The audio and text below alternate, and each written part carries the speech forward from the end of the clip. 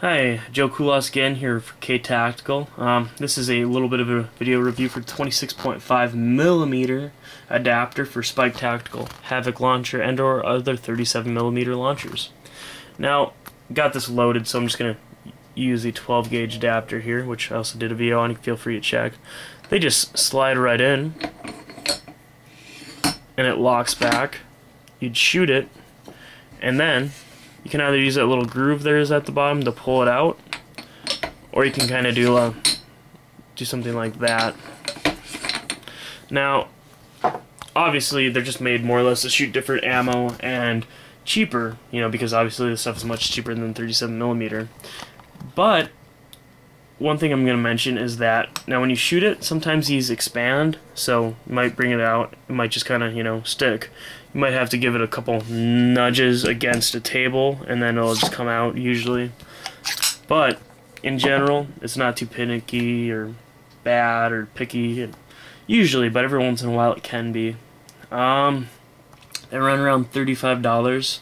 They work well, no argument at all. I will say too, after they get dirty some, they might have a little bit, and then also with your launcher, sticking stuff in there and out, it can make it kind of a little bit sticky going in and out. Now the 12 gauge adapter does not really have any issue with that, because just like the shells that go in, and there's only so much crud buildup, and it won't necessarily affect it as much, like for the going in, and because it's catching on it.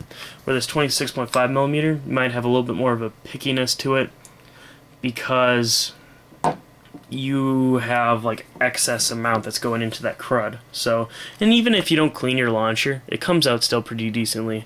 I've shot a lot through it for launcher wise. I bought like 20 rounds for 37mm. I bought a 30 rounder of these, and then like 50 of these. I've actually like almost shot more through the launcher than through the gun, which is sad.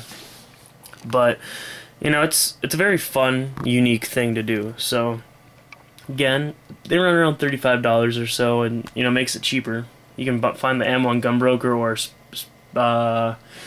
AmericanSpecialtyAmmo.com, and then a couple other random sites as well. But it's definitely a neat thing to have and use. So any questions about it? I mean, it's pretty self-explanatory and simple. Just feel free to ask and or comment. And also feel free to subscribe.